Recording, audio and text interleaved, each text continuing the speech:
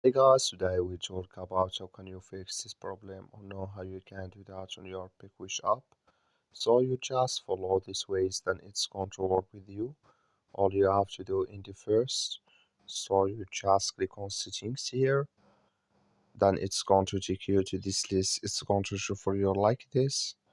You go down, just keep going down, then you click here on apps. You come to apps list and here you're looking for PicWish app, or just click on search. Then here at PicWish, it's going to show for you like this. Click on it. It's going to take you to this list. Click on for stop. Click on OK. Then you go down, just click on storage.